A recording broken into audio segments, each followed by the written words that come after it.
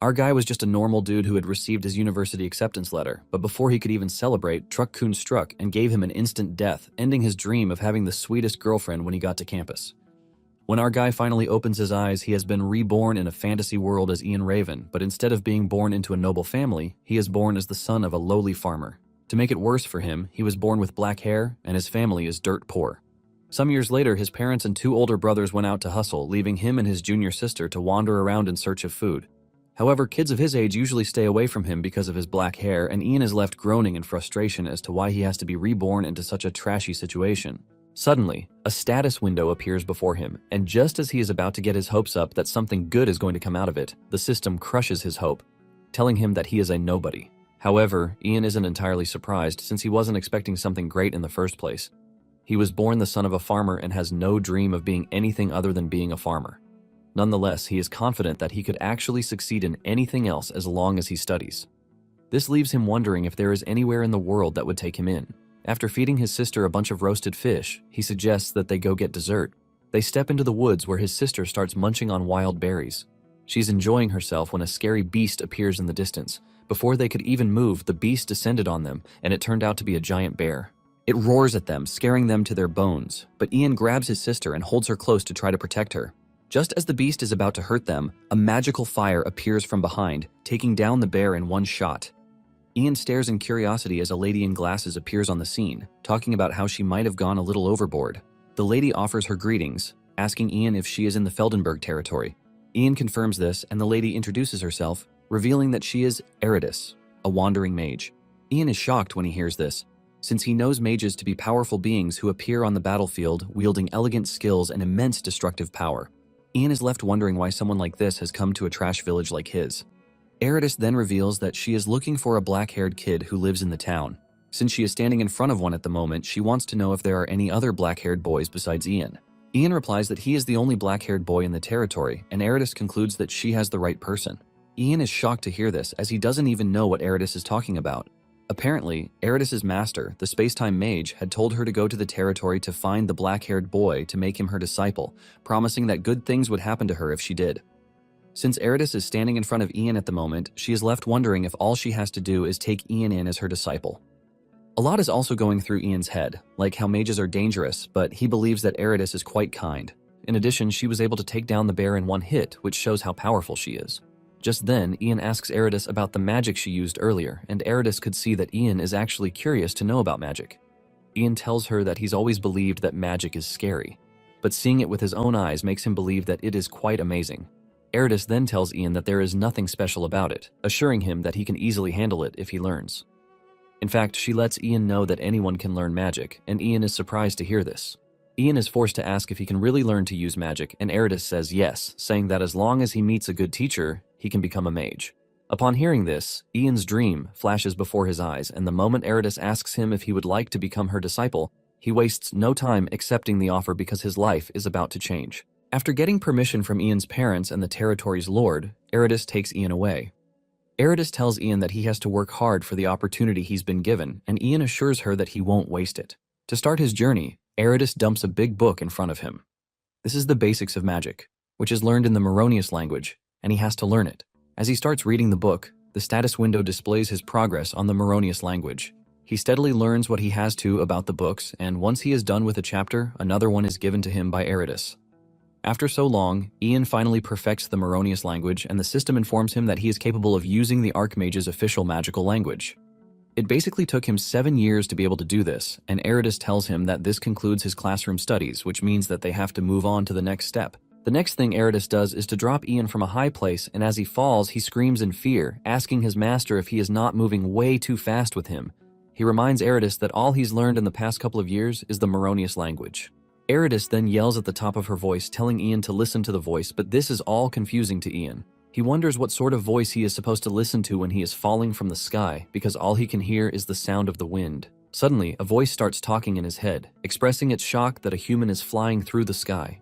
Ian is shocked, but at the same time he figures out that this is the Meronius language.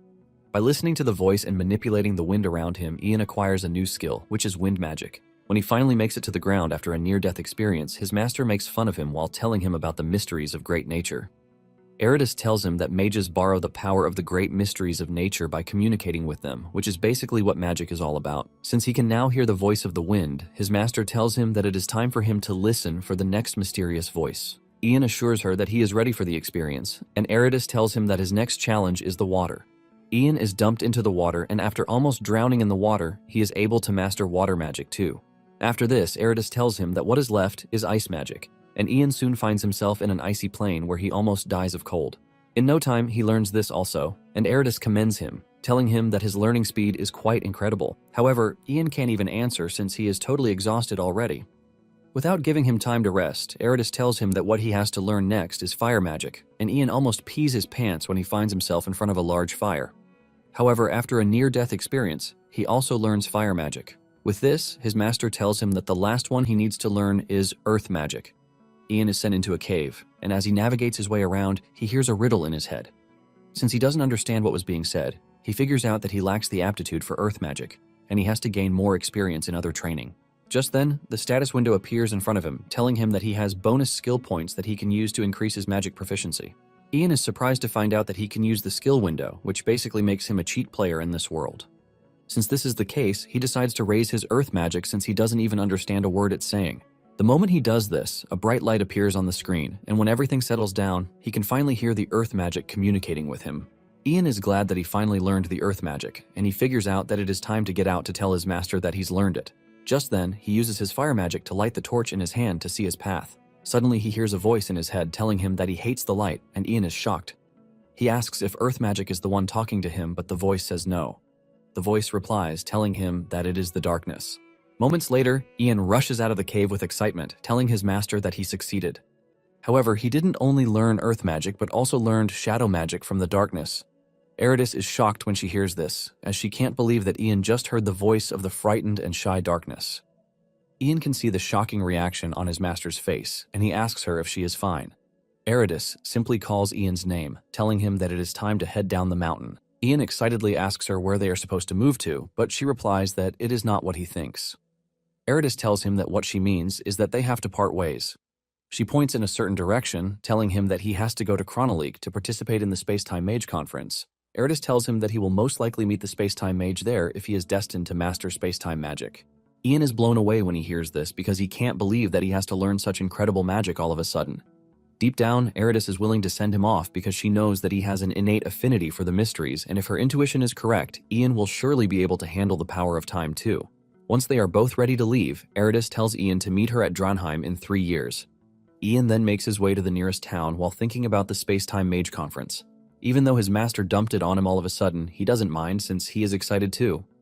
Just then, he hears a man putting out an announcement that he is willing to travel with anyone going north.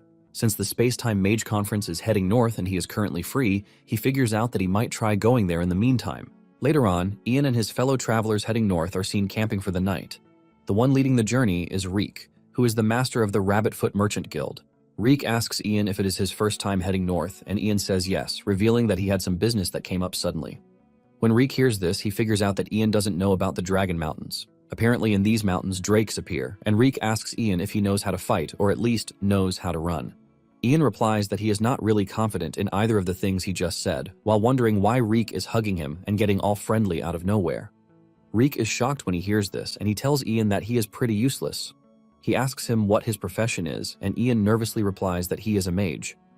Reek hears this and stands up in shock, asking Ian if he is serious about what he said. With Reek speaking loudly and expressing his shock, others get to hear this too. Even the mercenaries with them are left in shock. Ian notices the sudden change in everyone's expression, and he asks if there is a problem whatsoever. Reek tells him that it is nothing serious, but he starts offering to give Ian things. The mercenaries, on the other hand, start making fun of Ian for saying he is a mage. They don't want to believe this since he looks so scrawny, and they mock him, saying that if he claims that he is a mage, anyone can also say the same. Ian is wondering what is wrong with them when a blue-haired lady who is covering her head with a hood walks up to him. She tells Ian that if he is really a mage, he has to give the mercenaries a piece of his mind to shut them up. Ian asks her what she means by this, and she tells Ian that mercenaries like to look down on anyone, and it doesn't even matter if he is a mage or not. Basically, he has to show them his power to let them know that he is not gentle, so they can't look down on him. In fact, they will fear him and protect him if something happens. Ian figures out that she is actually right. but he doesn't know how he is supposed to do this. Basically, he has never gotten angry before, so he is confused in this situation. Just then, he spots one of the mercenaries spitting in his plate while using a leaf to rub it all over. Ian loses it, and just then, the ground starts to shake as if there were an earthquake. The dude is freaking out when Ian walks up to him, asking him why he is spitting on his plate. With sweat running down his face, he offers his apologies, bowing his head to Ian. He tells Ian that he only wanted to clean the plate, and Ian yells at him, saying he should have washed it with water instead. The dude nervously argues with him that water is dirty, and Ian asks him what he means by this. The dude replies that water has all sorts of things in it, like lime, mud, and parasites, so he can't wash a plate with water. He mentions that saliva is more hygienic than water, and the moment Ian hears this, he almost loses his mind. Ian cannot believe just how bad medieval hygiene standards are. Ian almost loses his cool as he uses his power to make the fire burn brighter. Ian finally speaks, telling the mercenaries to go draw some water at that instant. The dudes rush off to the stream to get water because they can see how pissed Ian is. Later that night, the mercenaries are seen searching through the woods. Apparently they are looking for the blue-haired lady, whom they call Kathy. Suddenly, they run into Kathy being kidnapped by some bandits, and before they can even react, they get shot with arrows. The mercenaries whip out their weapons, ready to fight the bandits, and in no time, a fierce battle ensues between them. The bandit leader, who is carrying Kathy, suddenly gets bitten by her, forcing him to drop her on the ground. Kathy picks herself up and dashes off away from the scene while the two groups are fighting each other. The bandit leader informs his underlings that their target has escaped, and he orders them to catch her. Meanwhile, Ian is having a peaceful sleep back in his tent when the darkness wakes him, warning him of the impending danger. Reek then rushes into the tent, telling him that something bad is happening. Meanwhile, the bandits have overwhelmed the mercenaries, cutting them down without mercy. Kathy finds herself hiding behind a tree, and she is scared that she is going to get caught if something doesn't happen at this rate. Suddenly, one of the bandits finds her where she is hiding, and he points his sword at her, screaming at her to get up if she doesn't want to lose her arms. Kathy freaks out because at this point, there is no way out for her. The dude is about to harm her when he is suddenly sent flying into the distance. Kathy turns around to see who saved her, and it turns out to be Ian. Ian confidently tells her to follow him, and the rest of the travelers quickly join in. Just then, Ian commands the darkness to come down, blinding the bandits. The bandits freak out, lighting their torches, but this is still not enough for them. Meanwhile, Ian can actually see in the dark because he is using the shadow arts. He is leading them away when a bandit suddenly spots them, using his torch. He is about to cut Reek when Ian commands the fire he is holding to burn him. The fire rises aggressively, burning him down without mercy. The others see this, and fear creeps into their bodies. Ian believes that this will scare them away, but it turns out to be the opposite. The moment the bandit leader figures out that they are being attacked by a mage, he orders his men to go after him.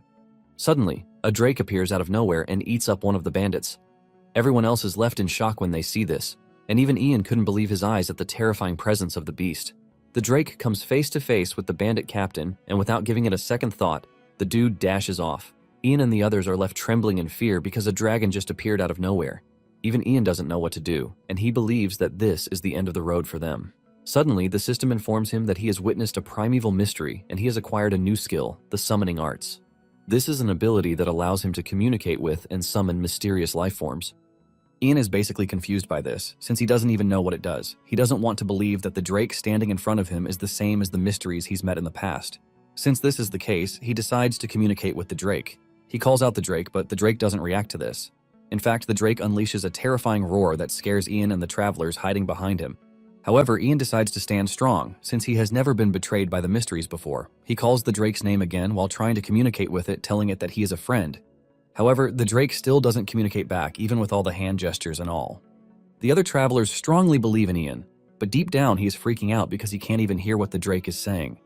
Ian then decides to raise his skill by using up points. He figures out that he is just going to pour all of his points into the summoning arts, and the moment he does this, he is informed that the summoning arts ability has increased. Suddenly, he hears the drake's voice, and he immediately addresses the drake. The drake tells Ian to say whatever is on his mind and stop wasting time. With the drake yelling and all, Ian calmly tells the drake that he has no interest in fighting it. The drake laughs this off, telling Ian that it is not even possible for a mere human like himself to try to fight him. Ian confirms this, saying they are basically going to lose if they try to. The drake then asks Ian if what he is saying is that he wants it to save him. The drake mocks Ian and his companions, saying it is going to be nothing to kill the likes of him. Ian hears this and heaves a sigh of relief because this means that they are out of the bad waters. Suddenly, the drake tells him that there is a big issue, and this is the fact that he is currently in a bad mood. The drake roars at them again, scaring the travelers to their knees, and Ian panics, wondering what it is that he can do. Ian then figures out that he just has to push through. He then asks the Drake what the issue is and why it is in a bad mood. The Drake asks Ian why he is subject to telling him anything. Ian replies that he just wants to see if he can be of some assistance to him, but the Drake yells at him, telling him that he is quite arrogant. It tells Ian that there is nothing a mere human can possibly do to help. Ian then decides to stop arguing and just show his power to the Drake. He surrounds himself with wind power, and the Drake is shocked to see this. Ian mentions that he is just a humble mage who is seeking the mysteries of the world, which is why he is hoping to offer his modest strength to help the Drake. Now that he has gotten the beast's attention, Ian figures out that it is time for negotiations. Ian heaves a sigh of relief when he realizes that the Drake's bloodlust has vanished, which means he has escaped an immediate danger. Ian decides that it is time to show the dragon what he is made of, to prevent the dragon from leading him around with some trash request. Just then, he remembers what his master told him, telling him that he cannot use magic without communicating with the mystic arts. This is basically why the kind of relationship he builds with the mysteries matters. Eridas lets him know that every mystery has a different personality, which is why, as a mage, it is important for him to understand and empathize with how the mystery feels. It then dawns on Ian that, as a mage, what is most important is the art of social maneuvering. He decides to try out his luck, and he calls out the all-purpose status window. Ian spots the expert summoning techniques, which are exactly what he needs. He goes through it, and what he finds shocks him. He learns that he is supposed to give the Drake alcohol, and the larger the body, the stronger the drink should be. After he is done giving it alcohol, he is supposed to suck up to the Drake as much as he can. Ian cannot believe that this is what he is supposed to do, which is the complete opposite of his character. He then decides to win the Drake's heart first, hoping that if he does this, a breakthrough will present itself. Ian then tells the Drake that he has a present for it, asking if it is okay to present the gift. The Drake tells Ian to bring his so-called gift so it can see it. Ian then orders Reek, telling him to go to the wagon at that instant to bring the strongest liquor that they have. When the drinks are finally brought to the Drake's presence, it is not entirely impressed, as it believes that it is a stingy gift. However, Ian tells the Drake that in the human world, the smaller the quantity, the more expensive it is. Ian pours the liquor in a cup, telling the Drake to have at it, but the beast is irritated by it, and it yells at Ian, asking him if he is plotting something sinister against it. However, Ian assures the Drake that he is not, and then offers to drink some of the liquor to show it that it is safe. Ian gulps down the drink, and after he is done, he is able to use this to prove to the dragon that the drink is safe. However, he almost passes out because of how strong the drink is. The Drake admits that it is safe to drink, but at the same time it is still not comfortable because of the pungent smell that it has. However, Ian urges the Drake to give it a taste, assuring the Drake that it is going to be satisfied. The Drake finally takes a taste of the drink, and its face turns red in excitement. The Drake tells Ian that the drink might not be delicious, but for some reason it is actually addictive. However, Ian uses this to his advantage, telling the Drake that it should have more because it only gets better from here on. Just as predicted, the Drake finds itself drowning in the alcohol the more it takes. In fact, the Drake has drunk over 7 barrels, and he is still standing strong. Ian had plans to get the Drake drunk and then escape while he was asleep, but he doesn't even think this option is no longer possible. Just then, the Drake calls Ian's attention to the question he asked him earlier about why he was in a bad mood. Ian stares at the Drake and is surprised that he is suddenly ready to talk to him. The Drake then reveals that his nest is in a bad location and it is cramped compared to the others. Even with this, his girlfriend used to assure him that it was a relaxing place. Ian is shocked to hear this, as he can't believe that the Drake actually has a girlfriend with an ugly face like that.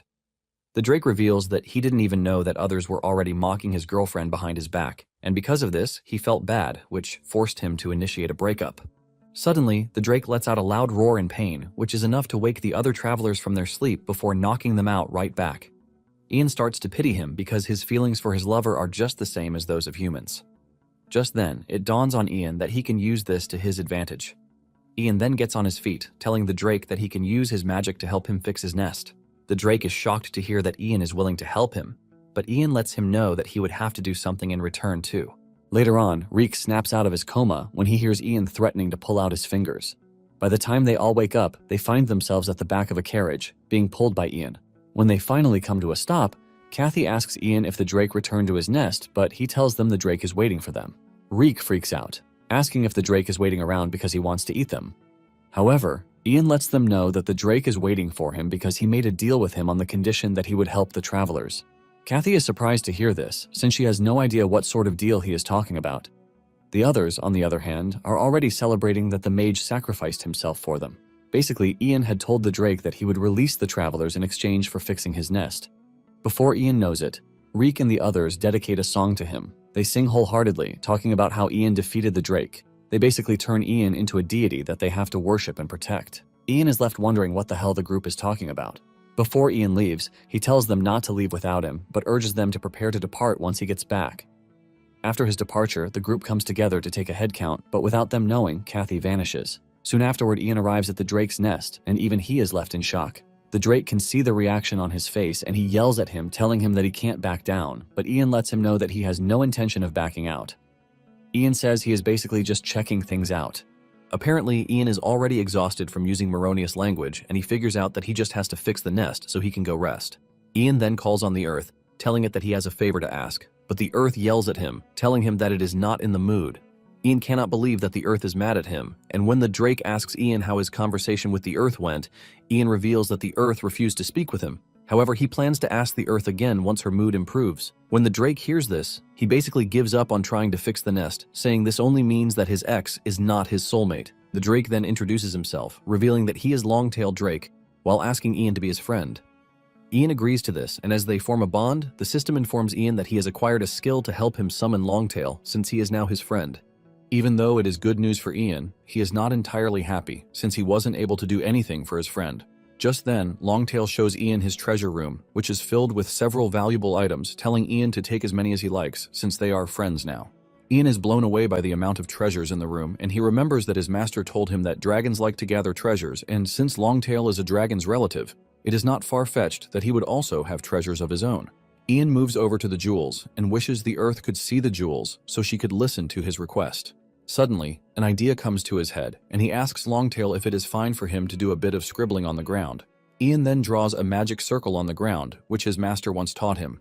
Apparently, his master had told him that if a mystery is sulking, all he has to do is offer a gift with a magic circle. Ian places a jewel in the middle of the circle and then calls the Earth again. The Earth responds again, but before she can start complaining, Ian tells her to make the walls smooth. Reacting to the jewel in the middle of the circle, the Earth agrees to do what he wants. Using the Earth magic, the whole nest is immediately transformed so much that even Longtail is blown away. In fact, he is so mesmerized by how neat everything came out to be that he wants to start crying. Longtail is left totally blown away, and he thanks Ian for the help. Longtail says that with this he can now take care of his soulmate, and even if they have children in the nest, they will be safe. Suddenly, Ian starts to feel lightheaded, and before he knows it, blood drips out of his nose. Longtail is still asking him what is going on when Ian crashes to the ground and passes out. Longtail grabs Ian, screaming at him to be fine since he doesn't know what to do. Longtail is wondering what to do when he hears Kathy's voice in the distance, calling Ian. Longtail immediately cuts her off, and he roars at Kathy aggressively, believing that she is coming to hurt Ian. However, Kathy urges Longtail to calm down, telling him that she is Ian's friend, so he should not eat her. Upon hearing this, Longtail calms down, and he gives Kathy the chance to check on Ian. Soon afterward, Ian starts coming back to life, and the first thing his mind goes to is his phone. He hasn't even properly woken up when he stretches his hand to his side to try to look for his phone. Unknown to him, he is resting on Kathy's lap, and he ends up touching her hands. He wonders why his phone is so soft the way it is, and without opening his eyes, he continues pressing Kathy's hand, believing that it is his phone. It isn't until Kathy's voice cuts through his ears that he realizes he is not back in his old world. He opens his eyes to find himself on Kathy's lap and quickly gets back on his feet. He is shocked when he sees Kathy in the nest, asking her what she is doing there. Since Kathy witnessed what just happened, she urges him to lie down a bit because it appears that his head is still scrambled. However, Ian refuses, and he gets on his feet, thinking about how he passed out because he pushed his summoning level too far while he was communicating with Longtail. Just then, it dawns on Ian that Kathy must have seen everything that happened, and he almost dies from embarrassment. Ian then asks Kathy where Longtail is, and Kathy reveals that he left suddenly. Ian wonders if he has gone to meet his girlfriend already. Ian apologizes for causing Kathy trouble, but she assures him that it is fine. It then dawns on Ian that Kathy must have been able to get past Longtail to get to him. Kathy reveals that she only told Longtail that she is his friend, and Longtail let her through. After they are done with the conversation about how she got there, Kathy tells Ian that there is something she needs to tell him. Kathy reveals that the attack that happened the night before was because of him. Ian is surprised to hear this and wonders if this is why Kathy was shaking so much the night before. Ian then asks Kathy if she is in league with the bandits who attacked them. But Kathy says no, asking what part of her looks like she is a freaking bandit. Ian defends his claim, saying her face gave her away because it is the normal thing in fantasy stories that a beautiful lady is the leader. Kathy then decides to tell Ian a secret that he obviously doesn't know, which is the fact that she is not Kathy. Ian is not entirely surprised when he hears this, and he is expecting her to finish her statement by saying she is the princess of the country. Kathy continues by saying her real name is Lucy of the Tarian family. Lucy reveals that the bandits were after her because they were sent by her fiancé to kidnap her. Ian hears this and concludes that it is a lover's quarrel, but the moment Lucy sees the reaction on his face, she tells him that it is not what he thinks. Lucy mentions that she planned to go far away so her fiancé will not be able to find her. However, after what happened the night before, she has lost confidence in escaping alone. Because of this, she asks Ian to help her escape. Ian urges her to calm down because he wants to know why she is running away. He asks her if her fiancé did something bad. She mentions that the Tarian family is a barony family that rules over the Fianlep region, but because they lack enough knights to serve them, they are always exposed to danger from external enemies. With the trajectory that the family is going, they realize they would be destroyed by territorial wars. To prevent this, the Tarian family betrothed her to a knight who was a former mercenary captain. Since he was the captain of the most influential mercenary group at the time, the external forces targeting their family had reduced. Initially, everything seemed to be fine, and even her fiancé appeared to be satisfied with the status of being a son-in-law to a baron. In the end, he began to abuse the power he gained through his position, and he started creating a harem while treating Lucy like a fool. After her parents couldn't handle it anymore, they demanded that the engagement be broken. However, things took a dark turn when the dude poisoned her parents. Ian is shocked when he hears this. Lucy mentions that the dude knows that if the engagement is broken, he would lose the power he had obtained, which is why he poisoned her parents and silenced the servants. Upon hearing this, Ian realizes that they are dealing with a scumbag. Lucy mentions that the dude might act almighty all he wants, but without getting married to her, he is just a regular commoner. He basically can't inherit the family's fortune either. Lucy reveals that this was why she escaped with the help of a servant, since she was prepared to die rather than marry the dude. However, it is obvious that he would continue chasing her to make sure that the marriage works. Because of this, Lucy has no choice but to beg Ian to help her escape safely. After hearing everything, Ian realizes that it is quite a serious situation, and he can see why it would be hard to do alone. With everything that is going on, Ian realizes that the whole matter is a bit complicated. Ian cannot just wrap his head around the mindset of those in power during medieval times. With tears in her eyes, Lucy assures Ian, while placing her honor on the Tarian name. Ian asks Lucy why she chose him and also wants to know what she would do if he betrayed her. Lucy replies that this dude is a scumbag, and even if he sold her out to him, he will just give him a few silver coins. She, on the other hand, can give him everything he wants, and Ian asks her what she means by everything. Lucy lets him know that she can even give him the Tarian family if he wishes. Ian thinks about this and figures out that he could even marry Lucy, since she is offering to give him everything. For someone like him, who was the son of a farmer, to marry a noble would be an incredible opportunity. However, if it comes to this, he wonders what would come about his career as a mage. At the same time, he knows that living as a noble and engaging in politics isn't a bad life, but since he was born into a fantasy world, he believes that it would be better if he devotes himself to mastering magic. He figures out that by helping Lucy, he should be able to gain experience as a mage. In addition, he can even earn travel expenses, but at the moment, he just has to drive off the pursuers and leave the rest to fate. Ian then speaks up, telling Lucy that it would be better for her to ask someone with a sword for help than him, since mages aren't warriors. Lucy is about to start another round of persuasion when Ian tells her that since she is willing to pay, he can help her escape. However, he lets her know that whatever happens afterward is on her.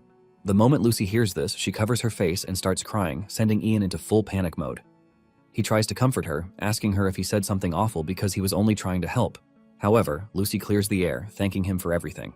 She places her head on his shoulder, shedding tears on his shoulder. After the two are done, they step outside, and Ian is surprised to see Longtail tanning in preparation to meet his girlfriend. Longtail is happy to see him, and he asks him about his condition. Ian assures Longtail that he is fine, and he reveals that it looks like about time they head down the mountain because everyone is waiting. Ian thanks Longtail for the gift, and Longtail assures him that it is nothing.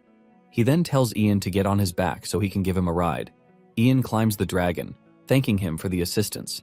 Just then, Longtail yells at Lucy to climb on too, since she is Ian's girlfriend. Ian quickly clears the air, telling Longtail that he has it all mixed up. While the two are busy talking about this, Lucy stands there totally clueless, wondering what it is that they are talking about. Ian then stretches his hand toward her, telling her to get on.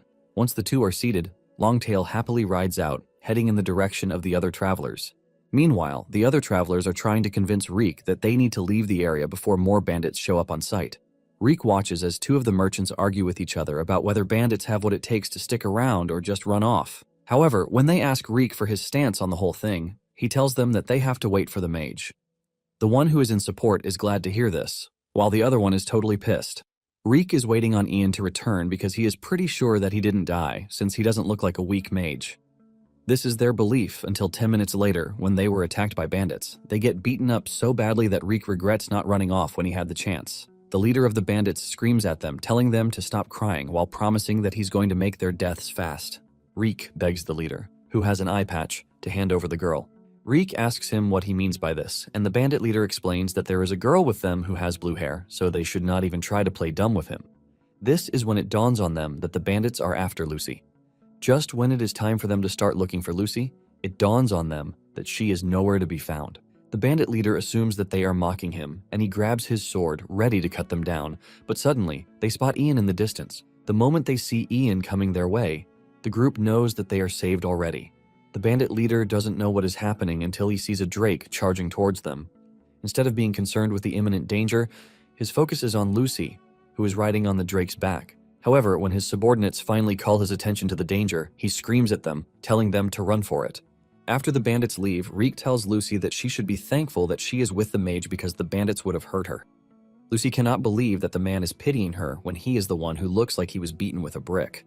One of the merchants then asks the important question, asking his friends how the bandits know about Lucy. His colleague reasons with him, saying it is true because they started looking for Lucy the moment they arrived, which is quite awful for dudes who are from Heavenly God Church.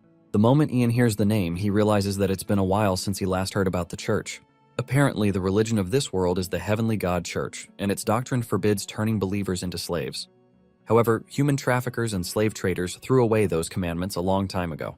Ian is also surprised that even after seeing a mage and a drake, they still didn't give up on Lucy, which shows just how persistent they are. It then dawns on him that the situation is quite bad, and if it continues this way, they're going to catch up to her. Ian then asks Longtail if he can do a favor for him. Longtail assures him that he can, and Ian tells Longtail to drive away the bandits. In fact, if it is necessary, he lets Longtail know that he can kill them. Longtail gladly accepts the request, since it is coming from a friend. Without wasting time, Longtail goes after the bandits. Even though Ian doesn't want to actually kill the bandits, he has figured out that they are in a medieval fantasy world where killing and being killed are quite normal. He knows that he has to change if he wants to survive in this world too.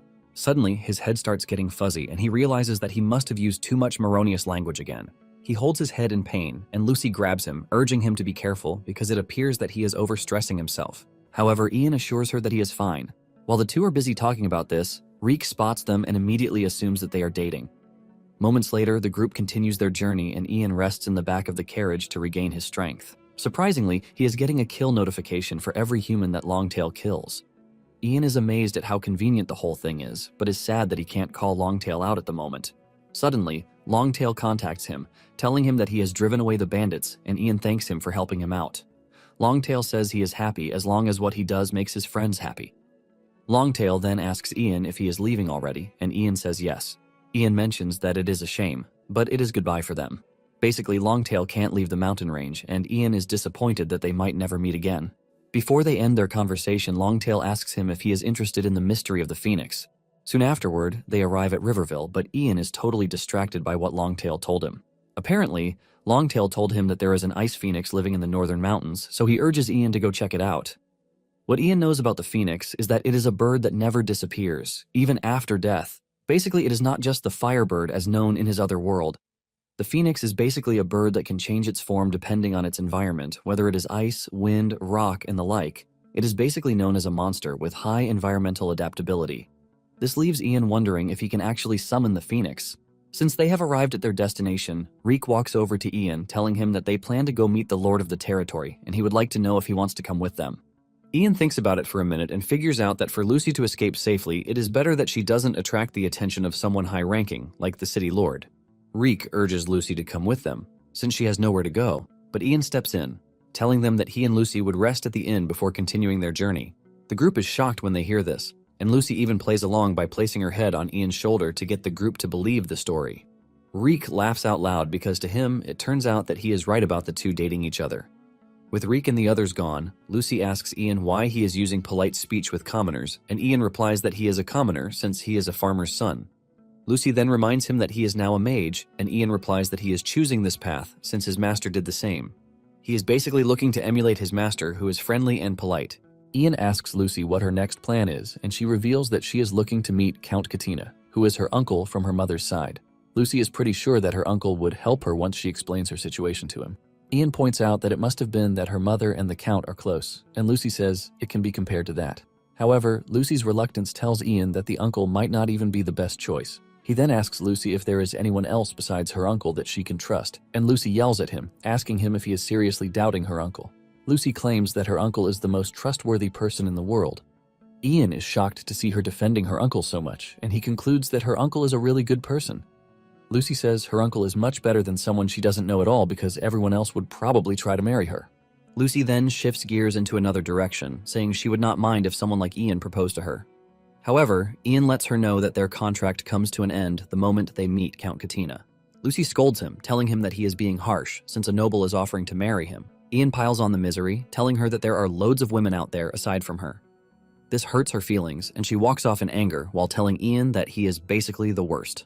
Shortly afterward, they arrive at the inn, and Ian informs the attendant that he would like to stay a few nights. In addition, he would like to use the bath, and he hands the attendant a pouch full of gold coins while asking if it will be enough. With a smile on her face, she assures Ian that it is more than enough while informing him that she is going to prepare a room for him immediately. The attendant then asks Ian if Lucy will be taking her bath too, and Lucy yells out in embarrassment, saying no. Ian asks her if she is rejecting the offer because she thinks the water is also going to get dirty, and Lucy says this is just part of it. Lucy asks him if she really has to say it out loud for him, and Ian just stares at her in total confusion since he has no idea what she is even talking about. Ian finally understands where the problem is. He finds out that the bath is in the open, and he quickly tells Lucy that she doesn't have to come with him, saying he is going to go in the bath alone. Just then, Ian notices that a bunch of suspicious men are in the room, and they are all staring at Lucy. He quickly orders her to put on her robe. Instead of doing what she is told, she is still arguing with him for using her real name, but Ian just forces her to put on the robe to cover her face while telling her she is annoying. However, the suspicious guys have already gotten a good look at her face, and they are all looking to have a taste of her. The dudes are already discussing among themselves, talking about how beautiful Lucy is. They even compare her beauty to that of an angel, and they believe that she is vulnerable since she has just one scrawny dude with her. They plan to snatch her up so that they can have some fun with her, and since it appears that Ian and Lucy won't stay long, the group figures out that they have to kidnap her that very day. Meanwhile, Reek is meeting with the city lord, Baron Kaltz, concerning business in the city. Kaltz urges Reek not to cause any trouble, and Reek assures him that he won't. Just then, Reek remembers that from what he heard, he can spend time in the castle if he gets on the Baron's good side. It immediately dawns on him that he can actually tell the lord about Ian to get on his good side. Reek then tells Kaltz that there is something he would like to tell him, and the Lord asks him what it is. Reek starts by saying it is supposed to be a secret, but because of his respect for the Lord, he couldn't keep quiet. Reek then reveals that during his travels, he encountered a mage, and the mage defeated the bad guys to save them.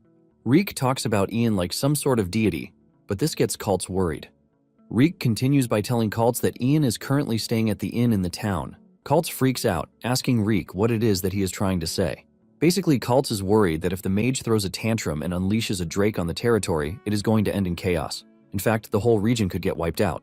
To make it worse, there is already a group of absolute maniacs who are currently residing in town, and they are the Holy Santiago Knights. These knights are a group who have taken up arms out of the desire to serve God. They are basically monks and martial artists. However, rather than fighting wars, they hunt for demons and monsters, and they proclaim themselves the protectors of humanity. Kaltz is worried that hell is going to let loose if the mage and the knights are to cross paths. In panic, Kaltz calls on his commander, telling him to give Reek a room, adding that he should also summon the Santiago Knights to the castle. Apparently, in his head, he believes that the knights would be easier to reason with than a crazy mage. Back at the inn, Ian and Lucy are having their meal when Ian offers to go prepare the bathwater since it appears that the attendant is really busy. Ian tells Lucy to go upstairs immediately after she finishes her food. Unknown to them, the suspicious men already have their eyes on Lucy. After she is done eating, she takes the stairs, heading to her room, but she is suddenly approached by the suspicious men. They approach her in a cool way to make sure she doesn't suspect anything, and they tell Lucy that Ian, who is her companion, is the one who hired them. The dude flashes off a gold coin, saying Ian asked them to bring her to the docks. Lucy is surprised to hear this, since she thought Ian was taking his bath. The bad guy then tells Lucy that there was some kind of incident right as he went to the backyard to bathe. Lucy freaks out because she believes that the bandits have tracked her down to the town. Scared about the whole situation, Lucy doesn't hesitate before following the dude. As they rush through the back, she suddenly spots Ian preparing the bathwater across the fence. Lucy is shocked to see this, but before she can even do anything, they put a sack over her. She starts screaming in the sack, calling Ian's name. Ian hears her voice, but before he can even do anything, one of the bad guys rushes over to attack him. Ian dodges the strike, causing the dude to trip and crash to the ground. Ian figures out that the dudes are not from Lucy's fiancé. By the time he gets up to try to chase down the bad guys, one of them blocks his path. Ian angrily attacks the dude with wind magic, but he has a limit to what he can do since he is still exhausted from the magic he's used. Ian then decides to find the mystery that is currently willing to lend a hand, and the darkness offers to help. Without hesitation, Ian calls down darkness on the dudes, freaking them out. With him being the only one who can see the situation, he arms himself with a stick and starts beating the dudes so hard. While the dude is screaming for help, Ian suddenly spots some dudes coming in the distance, and he figures out that the dude called for backup. The darkness soon vanishes, and Ian yells at the bad guy, asking him where they took Lucy. Suddenly, a knife flies past Ian's head, hitting the board behind him. Ian looks forward and sees a bunch of stern-looking men walking towards him, led by a scary old man, asking him if he was the one who summoned the darkness that they just witnessed. It turns out that the group is the feared Santiago Knights. Ian confidently replies that he is the one who summoned the darkness. Even though Ian looks bold, he can sense an immense bloodthirst from the old man.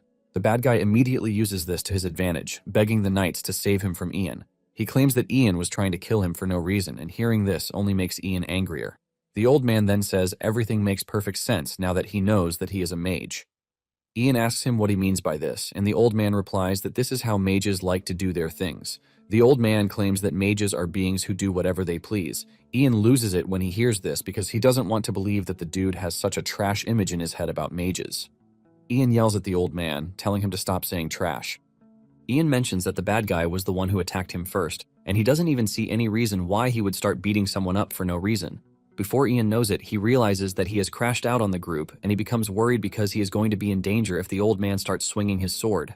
Surprisingly, the old man tells Ian that he appears to be a skilled mage because of how he speaks. Basically, having a foul mouth in this world is proof of high skill. One of the knights then cuts in, saying Ian might be skilled, but this doesn't mean he should have used evil magic. Ian asks him what he means by evil magic, and he replies that obscuring the surroundings with darkness is evil because it implies hiding from the sun, the eye of the heavens. The dude claims that hiding in the darkness is a despicable act.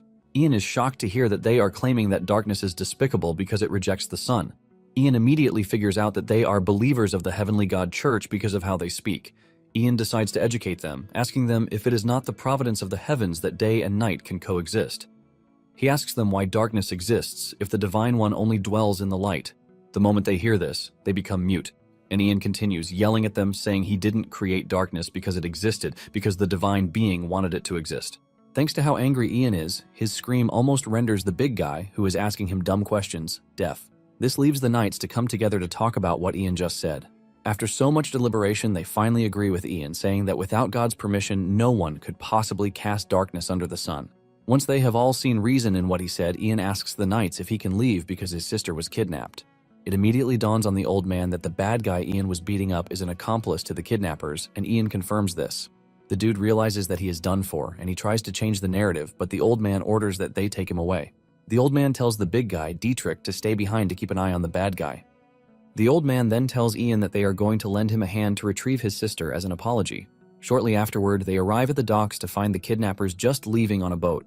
The knights are pissed when they see this, and the old man orders his men to bring forward their boat so that they can chase down the kidnappers. Upon hearing their slogan, Ian finally figures out that they are knights, and he urges them not to use the boat. He lets them know that he is just going to pull the boat closer, so they should just throw a hook into the boat when he does. The old man is surprised when he hears this because he believes that Ian is just a user of shadow magic and never expected him to be able to use water magic. Ian reveals that he has completed the beginner level in several different schools of magic, and the old man is surprised to hear this since the mages he's found on the battlefield could only use one type of magic. In addition, he doesn't expect Ian to be able to cast spells, since he claims that he has only mastered the beginner level. Ian then gets into action, and he calls on the river to heed his command. The river follows his word, and a huge typhoon hits the water, shocking the knights because Ian is displaying a magic that even surpasses the water magic used on the battlefield. Before the kidnappers know what is happening, the water's current turns the other direction and starts leading them back to the docks. In the end, the kidnappers are captured, and Lucy is saved. Lucy rushes into Ian's arms while screaming out his name with tears in her eyes. Ian doesn't know how he's going to react to this until the old man scolds him, reminding him that his sister is currently crying in his arms. Ian then pets Lucy, saying he understands that she must have been through some rough times. Even while comforting her, all he can think about is how he's going to go back to the inn to take a bath. Little does he know that having a peaceful bath in this world is not as easy as he thinks. Later on, Ian is having his bath, and unknown to him, the Lord's eldest son, Bernard, is rushing in his direction with his knight, Hansen. It turns out that he has seen the smoke from the bath, and it has gotten his attention. Ian is surrounded by the Santiago Knights when Bernard rushes into the yard, asking Ian what he is doing. Ian casually answers the dude that he is obviously taking a bath. Bernard almost loses his mind when he hears this because even the imperial people rarely bathe except on special occasions. He believes that he deserves to receive a report as the eldest son of the town. While Bernard is raging, the old man Ruda comes in to try to calm the situation. However, Bernard tells him to screw off because he was asking Ian a question, not him. Ruda then tells Bernard to calm down because Ian is actually a mage. Instead of backing down, Bernard proceeds to do something unusual, and he tells Ian to get out of the bath to greet him personally. Ian is not surprised because in this world, there is a noble culture called mage baiting. It is a procedure where a noble provokes a mage just to confirm their power.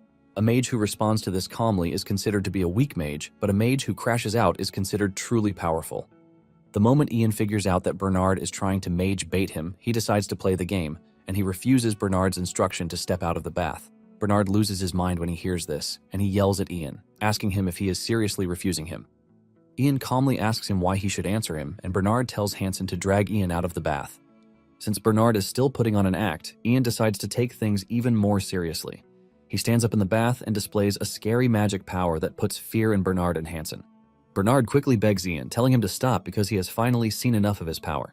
Ian smiles because he is pretty sure that something like this would make Bernard back down. However, Bernard crashes to the ground and starts crying like a baby, leaving Ian to wonder if he went too far. At this point, he is already scared that the Lord might even execute him. The following day, Ian is summoned to the castle, and instead of Colt executing Ian, he actually apologizes for the trouble his son caused him. Colt then asks about Lucy, and Ian reveals that she is at the inn.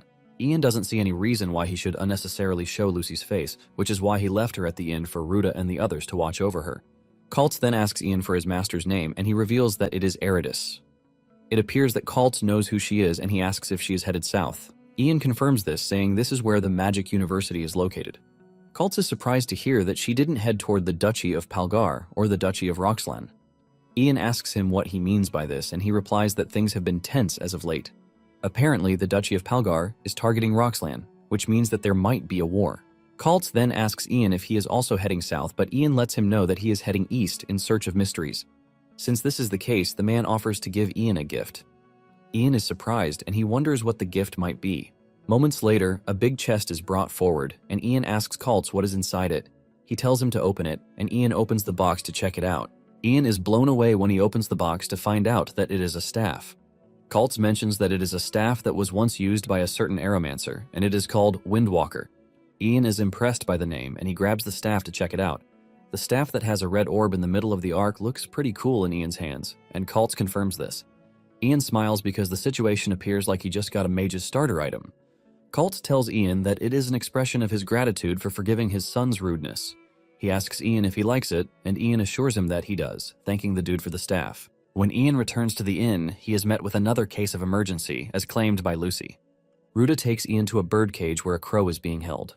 He explains that a hunter caught the crow that morning and was about to eat it, but Lucy stopped the hunter. Lucy mentions that she saved the crow because Ian's last name is Raven, and since crows and ravens are relatives, she thinks it would be cool. She is so sure that Ian would love the gift, but Ian breaks her heart, telling the hunter to go ahead and eat the crow, while apologizing for the trouble that Lucy caused. Ian scolds Lucy, reminding her that he is the mage in the situation and doesn't even understand what she is talking about. The hunter rushes over to the cage, thanking Ian for clearing the air as he is now ready to grill the crow. Ian is about to leave the room when he hears the crow's voice speaking to him, begging Ian to save him. Ian immediately rushes back, telling the hunter to calm down. Ian then communicates with the crow, asking it what it is, and the crow only urges Ian to save it. However, Ian yells at it, telling it to answer the question, but Ian soon realizes that the crow doesn't even understand Moronius's language, which means that there is a possibility that it lacks mystery. The only thing the crow keeps saying is to beg Ian to spare it, and Ian is forced to tell it to shut up, assuring it that he is going to help it. The crow continues yelling for help, forcing Ian to scream at it. The crow immediately goes quiet, and Ian realizes that the crow might not understand human language, but it can actually read the room. The hunter is surprised when he realizes that Ian is actually communicating with the crow, and Ian reveals that the crow wants to be saved. Ian then tells the hunter to leave the crow with him in the meantime, and this gladdens Lucy's heart because her wish finally came through. Ruda commends Lucy, saying this basically means that she can see mystery too. Lucy rides the wave, saying she has never studied magic, but it appears that she has talent for it. Later on, Ian wraps a bandage around the crow's broken wing so it can heal. Lucy asks Ian what he plans to do with the crow. She wants to know if he is going to hand it back over to the hunters, but Ian knows he can't do this, since the hunters will just eat it. Just then, the crow climbs onto his arm and it speaks to Ian, urging him not to abandon it because the people in the area are pretty scary. Seeing how troubled the crow is, Ian places the crow on his shoulder. Lucy asks Ian if he is currently communicating with the crow, and he says yes, but he wants to believe that this is just a temporary situation until the crow fully heals. Lucy brightens up and says that they have to give the crow a name. She immediately suggests that they name it Obsidian because it has beautiful black eyes. However, Ian argues that this is too long, so he suggests that they shorten it to Oberon. The crow appears to like the name as it spreads its wings on Ian's shoulder, and Ian is surprised that it actually likes the name. Just then, Lucy tells Ian what she's been thinking. She suggests that they travel with Ruta and the other knights. Lucy believes that it is actually better than traveling alone, and Ian realizes that this is actually a good suggestion because it would not be easy for bandits to easily attack them. However, it is going to be a problem if they are not heading the same way as them. Ian is thinking about this when Ruta enters the room, asking Ian what he is thinking about. Ruta lets Ian know that he might be a mage, but traveling alone with a woman is quite dangerous. Ruta suggests that they make a deal, and reveals that they are currently on their way to capture a monster that appeared in Baron Katina's territory. Ian asks him about the monster, and he mentions that it is a manticore. A manticore is a notorious beast known for its cruelty and enjoyment for killing. Ian then asks Ruta if he is suggesting that they capture the manticore together, but Ruta says no, revealing that he doesn't want Ian in danger. However, if he is willing to help, they are not going to stop him. Ian takes a minute to think about it and tells Ruta that he is not interested, but Ruta grabs him, urging him to hear him out first. Ruta says what they need from him isn't hunting, and he reveals that they are a knight order formed by a monastic group of the Heavenly God Church. When they made plans to go and capture the manticore, the priests in the Count's territory forcibly requested help from a mage. Ruta figures out that they are offended and they want Ian to smooth things out with the mage. Basically, what a mage says is going to carry more weight than what a knight says. Ian thinks about it and realizes that it is not really a bad deal, and if he just calms down the sulking mage, they're going to get themselves a knight escort. Ian then agrees to the deal, and in no time, the group sets out on the journey. Traveling with the Knight Order was comfortable for Ian because the members of the Knight Order were all good people. It was completely stress-free, but there was something to complain about. Any opportunity that the Knights get, they are always asking him to study the Holy Scriptures with them. Ian is always saying no, but they are pretty relentless. Ruta then tells Ian that if he could hear the voice of God, he might actually become a cleric of the Order. A cleric is basically a church mage who uses divine mystery. Ian is interested in this because if he can get an opportunity to talk to God, he could ask why he was reincarnated and about the status window. Because of this, he finally decides to join in learning the scripture, and the knights are glad that he has finally changed his mind. Ian is invested in the scriptures when he suddenly hears a voice that isn't human in his head, and all indications point to divinity.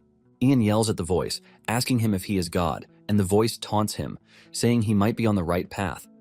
Ian then starts asking questions like, why did God reincarnate him into that world, or why there is even a status window? Ian screams at the top of his voice, but he gets ignored. Ian almost loses his mind when he realizes that he has just been aired, but he continues screaming, demanding that God return to him. The knights are forced to restrain him to try to get him to calm down. After this incident, Ian sits down with the Bible to study as if his life depends on it so he can have another chat with God. Even the knights who introduced him to the scriptures are left wondering if they had done the wrong thing at this point. In the end, Ian acquires a new skill, which is holy magic. This allows him to converse with the ruler of that world, which is basically the god of that world. However, Ian soon regrets his devotion because he starts getting notifications on the screen, urging him to study the Bible better. He is informed that the more he studies, the happier God will be. The prefixes of the divine being are so long that it is obvious that the system is even glazing the divine being. Ian wonders if he was dropped into this world by the divine being just to be giggled at. Ian almost cries when he realizes that he has to raise his magic level to hold a conversation with God directly. Ian then concludes that he would have to find more mysteries to gather points so he can upgrade his holy magic. Some days later, they run into bandits, but before Ian can even do anything, the Knight Order takes down the bandits. They cut them down mercilessly while making sure that Ian is safe. Ruta walks up to Lucy, asking if she is fine, and she assures him that she is good. She asks Ruta if he is also good, and he mentions that no matter how old he gets, he can't be defeated by bandits. Ian then says he heard that the old man used to be a mercenary, and Ruta replies that he might not boast about it, but he made a name for himself in his youth. This is basically why he uses the alias Elder, because there are many who judge him by his name and try to attack him. Ian is surprised to hear this because this means that he is so famous that anyone would basically recognize his name. After wiping out the bandits, the Night Order celebrates their win, and moments later, they arrive at where the road splits. The east leads to the Count's castle, while the west leads to the forest where the Manticore appeared. Ruta says the forest where the mage lives is to the west, and he urges Ian to come along fast. However, Ian urges him to calm down. He turns to Lucy, telling her that they should go meet the mage first, and afterward they would head to Katina's place. However, Lucy refuses, telling him that she will continue on her own. Ian asks her if she will be fine by herself, and Lucy replies that she is not a kid, so she is definitely going to be fine. She tells Ian that she knows her way to her uncle's place, so she is definitely going to be fine. With a bright smile, she runs off, but Ian is left wondering if Lucy's going to be fine. He figures out that he has to wrap up the mission quickly to go after Lucy. Ruta is surprised that Lucy is leaving by herself, and he asks Ian about it. Ian replies that he is going to be joining her shortly, and he asks Ruta if they are going to be meeting the mage anytime soon. Ruta says yes, but grabs Ian, asking him if he is mentally prepared. Ian asks him what he means by this, and Ruta tells him that mages are temperamental. Since they are in a bad mood because of the church, there is no telling what they might do, and Ian asks him why he has to clean up the church's mess. Ruta then replies that they have to, since they are getting paid by the church, and Ian finally understands why everyone is wearing such nice armor. Ruta teases Ian, saying he's pretty sure that the mage is going to forgive them because Ian has a beautiful face. Ian is a bit nervous since this will be his first time meeting a mage other than himself, leaving him to wonder if it will be fine. Meanwhile, the mage, Monty Campbell, who is a batonomancer, is already waiting for them with his crooked stew. As Ruta and his men approach Mani's house, Ruta explains his power to Ian. Ruta tells Ian that Mani can manipulate vegetation, and he can also concoct terrifyingly potent drugs from plant toxins. However, they need Mani, since he has cooked up a powerful poison to hunt the Manticore. The moment they arrive at the entrance of the house, they are hit with a stinking smell that almost causes them to choke. Just then, Mani steps out to welcome the group, saying he has been waiting for them. He leads them into the house, and he serves them the horrible-smelling chicken stew that he has prepared for them. The knights almost vomit as they stare at the stew inside the plate in their hands. Ruta berates Mani, telling him that he doesn't even have to prove his power in such a horrible way. Mani argues that all he did was serve his guests a rare dish he made from crops he grew with great care. Mani tells them that they are free to leave if they are not his guests, but Ruta and the knights know that they have no choice. Seeing how the knights are almost choking on the smell of the dish alone, Mani wonders if he went too far. Surprisingly, one person among them all is munching on the food as if nothing is wrong, and this is none other than Ian. Even Mani cannot believe his eyes because Ian is basically tearing into a soup that is packed with garlic. Mani is forced to walk over to Ian to ask him if he is fine, and Ian simply replies that the dish is delicious. Mani almost passes out in shock when he hears this because he didn't prepare the dish to be delicious. Ian confirms this, saying the garlic even makes it even better, and right in front of everyone, he consumes a whole bulb of garlic. Mani is forced to grab Ian, telling him to stop whatever it is that he is doing. Mani mentions that he has been an herbalist for 40 years, but this is the first time he has seen someone as ridiculous as Ian. Mani then asks him for his name, and Ian replies that it is Ian Eridus Raven. The moment Mani hears his name, he realizes that Ian is Eridus's apprentice. Mani immediately apologizes for being mischievous, and as an apology, he enters the kitchen to cook up a more presentable dish. The dish looks so tasty, and while the knights are dying over this, Ian is mourning the horrible chicken stew dish that was taken away from him. While they are eating, Mani asks them if it is true that they are hunting a manticore, and Ruta confirms this. Mani lets him know that it is not going to be easy because Count Katina himself arranged for monster hunters to capture the manticore, but they were all wiped out. Ruta assures Mani that he is prepared for situations like this, and Mani asks him if he has ever caught a manticore. Ruta replies that only a few times, and this was when he was younger. Mani then turns to Ian, asking him if he has ever done this. Ian is confused by this, and Mani tells him that he must be a full-fledged mage if he was trained by Eridus. Mani suggests that he lend his wisdom to the knights about what a mage is supposed to do. Basically, a moment comes for every mage when they must interact with people, regardless of their own will. Eridus had told Ian that he must never take such a moment lightly.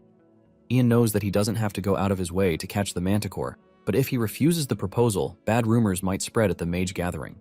The Mage Gathering is an organization formed by mages, led by the Magic University, to ensure proper use of mystery. Ian knows that if something like this happens, he won't have the effrontery to even face his master. In addition, he might not be able to seek help from other mages when he needs it.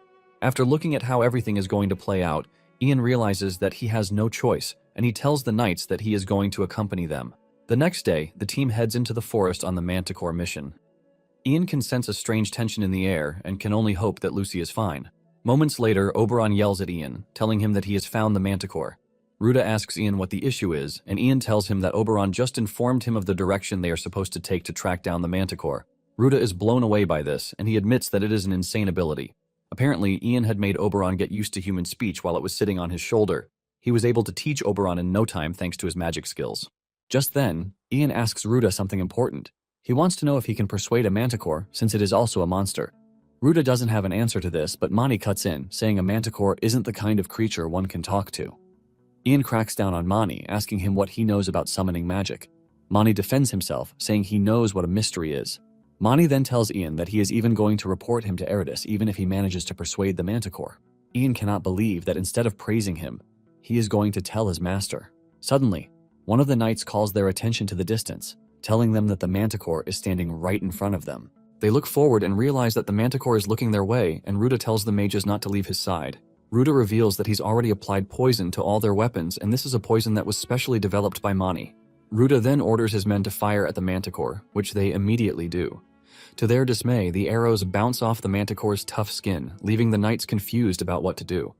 Ruda tells his men to attack again, but the manticore laughs at them before stepping out of the dark to face them. The laugh is so evil that even Ian becomes seriously worried. With the manticore now standing in front of them, they realize that they don't even have time to apply the poison properly. Just then, Ian screams at the top of his voice to get the manticore to notice him, and Mani is surprised that Ian actually did it. Once the manticore turns to Ian, it expresses its shock that a human dared to address it, which is quite rare. Ian then urges the manticore to stay calm while saying he is glad that he can actually understand him. Ian introduces himself, but suddenly the manticore mocks him, telling him to screw off. It even insults him, telling him to eat shit, and Ian yells at the manticore, asking it what its problem is. Surprisingly, the manticore reacts well to this, saying this is what it wants. It asks Ian what he wants, and Ian lets it know that he wants the skin of its head. The manticore laughs out loud, commending Ian for being an honest one. Just then, the manticore asks Ian to join forces with it to tear down the humans. The manticore shows how rotten it is as it talks about how enjoyable human meat is.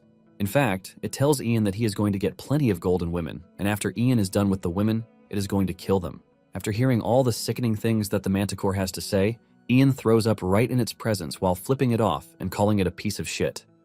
Since Ian is not going to accept its proposal, the manticore leaps over him, telling him that it is going to wipe out everyone. As the manticore approaches the knights, Mani activates his magic to unleash giant roots to take over where the manticore is standing. Ruda yells at Mani, asking him what he's done.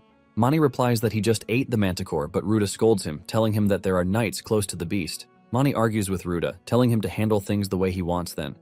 Ian and Ruda rush over to the other side and find the knights wounded. However, the worst has happened. Ian watches in horror as he sees Dietrich lying on the ground, fatally injured. Dietrich apologizes to Ruda for allowing the manticore to escape, but Ruda comforts him, telling him that it is not his fault. Ian stands there in horror, and for the first time he realizes that death is real in this world. However, he never thought he would get to mourn Dietrich of all people, and it dawns on him that everything he saw in stories has become a stark reality. Ian rushes over to grab Dietrich's hands, and he reminds him that he once told him that prayer and faith would make the heavens open. With tears of death in his eyes, Dietrich confirms this, and Ian suggests that they pray together. Ian starts praying, and he tells the ruler in heaven that Dietrich is their biggest fan. He asks if they are not going to do anything because Dietrich is about to die, and just then, Ian hears the voice of the heavens, telling him that if it is what he wants, they can give it a try. The knights are left in awe as Ian's hands start to glow, which is a sign of immense holy power. Suddenly, Dietrich finds himself in heaven with the goddess in front of him. Dietrich is left in shock, and the goddess welcomes him, telling him that she is happy to see him. Dietrich trembles in shock, and he bows his head to the goddess with the realization that he is in heaven. The goddess then tells him that there is something he must do. Dietrich asks what it is, and the goddess tells him that he must spread her will even further while helping the weak and bringing them happiness. Finally, the goddess tells Dietrich that he must help her apostle, Ian. After telling him her wish, she sends him off, and Ian opens his eyes and sees Ruda and the others. They are left in shock as Dietrich comes back to life, and Ian stands tall with pride, asking Dietrich how it feels to be back from the dead. Suddenly, Dietrich grabs Ian like a deity, praising him for standing as a medium between him and the goddess to save him.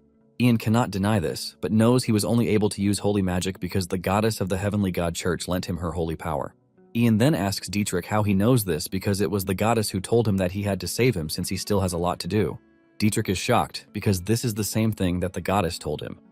Dietrich immediately bows to Ian, addressing him as the apostle sent by the goddess.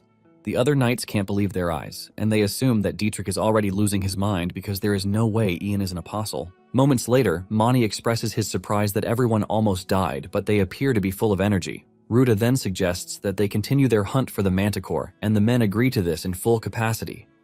Ian tells Ruta that he is going to send Oberon ahead to scout for them. Ian is determined to catch the manticore and defeat it because of what it did. Meanwhile, the manticore has made its way into town, and it's causing havoc. An old man and his son are seen trying to escape, but the old man slips from his son's hands. He falls to the ground, but before his son can turn around to get him out of there, the manticore has closed in on them. Instead of running off, the son grabs a fork and holds it toward the manticore, telling it to leave his father alone. Just then, the manticore shocks the dude by interacting with him in human language. The manticore then gives the dude an offer, telling him to kill his father while promising to spare his life and the rest of the townspeople. However, the dude yells at it, telling it that there is no way he is going to agree to this. Since it has come to this, the manticore says it has no choice but to kill the dude and everyone else on the scene. Father and son grab each other as they wait for their death. But suddenly, an arrow comes in from the distance, piercing the manticore's eye. The manticore screams in pain, and when it looks up, it sees Ruta and the knights charging at it. Ruta orders his knights to go after the manticore with full strength, and a fierce battle ensues as they try to cut down the stubborn beast. The manticore is not threatened by their presence, as it calls the humans insects. Suddenly, the manticore hears Ian's voice in the distance, calling it the B-word while scolding it for acting all desperate. The manticore yells at Ian, telling him to shut his mouth, but Ian teases it, saying it is all bark and no bite. This triggers the manticore, and it starts rushing toward Ian's position, but the moment it gets into range, Mani comes in. He activates his magic, bringing forth flowers to grab the manticore by the leg, restraining its movements. Ruta then orders his men to do their thing, and they all pour flammable liquid on the manticore from all directions. The manticore still believes that there is nothing that will harm it, but it realizes how screwed it is when Ian activates his fire magic. This burns the manticore so much that it only leaves flame dust. After defeating the beast, the townspeople come together to thank the knights for saving them, and Ruta replies that they only did what was right. Seeing that Ian is standing behind and no one is addressing him, the crow teases him, asking if he is seriously getting left behind, but Ian tells Oberon to shut its mouth. Ian figures out that the people are scared because they just witnessed him turn the manticore into a fireball. Suddenly, the father and son who were saved appear behind Ian, thanking him for saving them, and Ian nervously acknowledges their thanks. Deep down, Ian didn't even do it for appreciation, but he still doesn't mind. Ruta then walks up to him, commending him for being impressive because they were only able to capture the manticore thanks to him. Ian doesn't want to take the thanks as he reveals that he only did as Mani told him. However, Ruta urges him to raise his head high because it is rare to see someone with such incredible skill have such a humble personality. Ruta believes that someone like Ian might later become a great figure who puts the nobles to shame. Just then, a bunch of knights show up, asking Ruta and Ian if they were the ones who defeated the manticore. Ruta confirms this and asks them who they are. The knights apologize for the late introduction and reveal that they are knights belonging to the castle. Ian is surprised to hear this, and the knights suggest that they come with them to the castle because Count Katina has requested to see them. When they finally arrive at the castle, Katina welcomes them with the best meal while commending them for being able to stand against the terrifying monster. Katina teases Ruta, saying it would have been nice if the castle had knights like him. Katina also tells Mani that he should rest assured that no one would lay a hand on the forest where he lives. Katina then turns to Ian, saying he's heard stories about him from his niece. Ian is totally carried away by the delicious food he is eating that he didn't even know that Katina was calling for him until Oberon calls his attention to this. Ian finally turns to the Count, apologizing for his attitude, revealing that the food was so delicious that he couldn't hear him speak. Katina tells Ian that he heard about how he took care of his niece, and he has decided to give him a golden magic scroll. Apparently, the moment the scroll is torn in half, it unleashes its effect. Ian is blown away by the scroll as he can feel the high quality of every single sentence in the scroll. Katina asks Ian if he likes it because he intentionally prepared it for him. Ian assures him that he likes it, while thanking him for the precious gift. Katina assures him that the scroll is nothing compared to the fact that he brought Lucy back. Just then, Katina snaps his fingers and Lucy makes her way into the room wearing a beautiful dress, but a hat that looks like a traffic cone. Ian cannot believe his eyes, and he starts wondering where the lady got such an ugly hat from. Lucy smiles at Ian, asking him if he's been fine because it's been a while. Ian assures her that he's good, and Ruta cuts in, saying he finally understands that the two are not siblings, but lovers. Ian tries to clear the air, saying it is not what Ruta thinks, and Katina tells Ian that he has a proposal for him. Ian asks him what it is, and Katina urges Ian to lend him his strength so that they can fight together to avenge what happened to Lucy. Ian finally understands why Katina gave him the golden scroll. Nonetheless, Ian doesn't think it is a big deal since he doesn't have to risk his life fighting on the battlefield. He can basically just provide moderate support with magic as he did with the manticore, and if things go well, he might get double the rewards from both Katina and Lucy. In every way, Ian doesn't see it as a bad deal, and he tells the Count that if they need his help, he's willing to give it. 3 days later, Ruta prepares to leave, and Lucy thanks him for everything that he did. Surprisingly, the number of knights in Ruta's team has gone down because Katina pulled some of them away with money. Ruta turns to Ian thanking him for everything, and Ian says the same too. Ruta tells Ian that when he has the time, he should visit Trifar Island, promising that he is going to introduce him to some mysteries that he might be interested in. Ian is surprised, since this is the first time he has heard of such an island. Ruta mentions that it is an island floating in the Coral Sea. Ruta tells him that if he says he's come to see Salvador, everyone will surely welcome him. Ian immediately asks him if this is his real name, and Ruta says it is finally time to tell him. Ruta mentions that his actual name is Salvador, of the Orcus family. Lucy hears this, and she is stunned because she knows something important that Ian doesn't. She asks Salvador if he is the same person from the White Wolves family, and Salvador commends her for remembering his old name. Ian asks Lucy what the White Wolves mean, and Lucy is shocked that Ian doesn't know. Apparently, the White Wolf mercenary group was a group that flourished as mercenaries directly under the former emperor, and its leader at the time was granted the prestigious title of Swordmaster. Lucy then explains that the person standing in front of them at that moment is a freaking swordmaster. Instead of freaking out or jumping around about this, Ian just stands there with zero interest. Even Lucy scolds him, telling him to give off a bit of reaction since he is standing in front of a legend, but Ian couldn't care less, and Salvador isn't even surprised since he knows the type of person Ian is. Once everything is cleared up, Salvador tells him that it is time for him to leave, and Mani tells Ian to give his greeting to Eridus. Dietrich holds Ian tight as he doesn't want to leave, but Ian lets him know that this is not goodbye. Ian and Salvador shake hands as they say goodbye to each other, and Ian assures him that he is going to come to Trifar Island once things settle down. After this, Katina gathers his army in preparation to go after the bandit Graham, who murdered his sister. Deep down, Katina doesn't think the whole situation is bad, because by using Lucy as a shield to secure her lands and having her marry one of his vassals, Katina aims to take full control of the Terrian territory. As he stands in front of his men, Katina motivates them, telling them of how he plans to pass judgment on Grime, the usurper. His men roar his name in agreement, and with this, it is evident that Katina has the support of his men. Later on at the military camp, the soldiers notice that Ian is boiling the spoon, and they assume that he is making spoon soup. Ian cannot believe just how dull these people are because he is basically sterilizing the spoon. Lucy asks him what sterilizing means, and he replies that it is some kind of mystery, since Lucy wouldn't even get it if he took his time to explain it. Before he knows it, the other soldiers show up asking him to boil meat with the spoon, but Ian yells at them, telling them that he is not making soup. Soon afterward, Lucy tells Ian that she has been thinking about the reward that she promised him, and Ian has even forgotten about it all. Lucy mentions that she was thinking of giving him gold, but from the look of things, he already has more than enough. This is why she thought of something else to make him happy, and what she came up with is the magic sword, Anorishil. She reveals that the sword was a gift to the first Baron Tarian from the fairies. She reveals that the tale goes that the Baron fell in love with a fairy, and taking up the sword, he became the savior of the fairy realm. Lucy is narrating the tale with great excitement, but Ian is not really impressed. Ian asks Lucy why her family couldn't use the sword to attain greater heights rather than remain a barony. Lucy then reveals that this was 400 years ago, and it appears that Anorishil is buried in the first Baron's grave. Ian is shocked to hear this, and Lucy continues by saying they would have to dig up the Baron's grave to get it. Ian cannot believe that Lucy plans to dig up something that the Baron sealed just to give it to someone else. Ian is blown away by the lack of morals, and when he finally speaks up, he tells Lucy that it appears that the sword is pretty valuable, so it would be better if she uses it for her family. In fact, he says it would be better if they just continue to use it to boast forever. Lucy cuts in by saying she might not have gained anything back yet, but she has gained the right to fight, and for this, she is grateful. This is basically why she is willing to give Ian the valuable sword as a token of her gratitude. Lucy stands up in anger, calling Ian an idiot for not being able to read the room, and she rushes off. Ian is left wondering if he took things too far, and just then Katina shows up, telling Ian that he has a favor to ask him. Later on, some mercenaries are seen extorting a villager for his things, and suddenly they spot Oberon on a tree branch. This immediately tells them that Ian is in the area, and before they know it, Oberon announces Ian's arrival.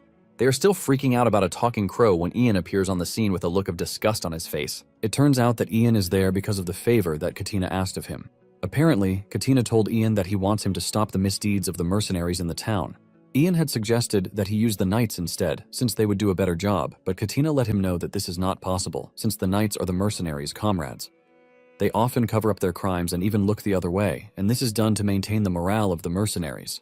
Katina says he might have tolerated their looting for a while, but they are currently in his niece's territory. Katina tells Ian that if he gives the mercenaries a warning, they should start watching their behavior. To follow up on the request is why Ian tracked down the mercenaries to scold them. Just at the mere sight of him, the mercenaries are already shaking.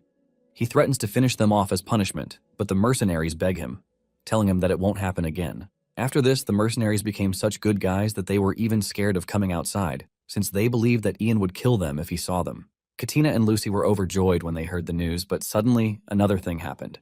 Katina learns from his knight that to the usurpers, their army is no longer a threat. Ian is surprised to hear this because they have the larger force, and the knight replies that this is because their army is completely harmless. He explains that if the army had looted the territory, the people of the territory would have made a fuss for Grime to stop the invasion. However, thanks to their peaceful march, Grime has bought time to gather his forces. In addition, since their army cannot move as they wish, morale has dropped significantly. Ian realizes that it has truly become a complicated situation, and the knight asks Katina if he is going to permit looting now. Katina turns to Ian, asking if there is no way forward to this, and he replies that there might be a way. Katina and Lucy immediately start begging Ian to tell them the way forward. Later on, Ian is seen at a farmer's house. After being disturbed by the crow's noise, the farmer steps out, and Ian asks him if he is the owner of the wheat field. The farmer arrogantly asks Ian who he is, and the mercenaries standing behind Ian introduce him to the man. The man immediately falls to his knees, begging Ian to forgive him because he didn't know that he was standing in front of such a famous person. Ian then tells the farmer that the wheat in the field is already bad, and the farmer asks him what he means by this. Ian immediately puts on an act, revealing that evil has eaten deep into the land. He says the soul of the first baron of the land whose land has been unjustly taken is furious. With fear creeping through the farmer's body, he asks Ian what he should do about this. Ian continues with the act and then tells the farmer that Lucy must inherit the throne of her ancestors for the anger of the gods to subside. After delivering this fake message that he made look so real, Ian runs off to another farm to do the same. With this, everyone starts believing that the territory will perish because of Grime. Before Ian knows it, the rumor starts spreading everywhere and the people start to show their distrust toward Grime. They all come together to ask for Lucy's ascension to escape the calamity. Thanks to this rumor, the Count's army was able to raise its morale and they headed toward Grime's location. Sometime later, some mercenaries show up to voice their displeasure to Katina, telling him that they have no wish to stand on an honorable battlefield. Katina asks them what they mean by this, and they tell him that Ian is spreading rumors that the town is cursed. They fear that Ian is inviting a curse upon them, and if they stand around a mage like Ian, their honor will be trashed. Ian defends himself, saying a curse is nothing more than a lie, and he can't believe that they are taking the rumors he spreads seriously. The knights argue that they can't believe anything a mage says because he is definitely planning to deceive them. Ian realizes that the knights are basically forcing everything. At the same time, he knows that this is a big problem since the knights are considered the stars of war. He can see the reaction on Katina's face, too. It is evident that without knights, a war cannot be properly fought.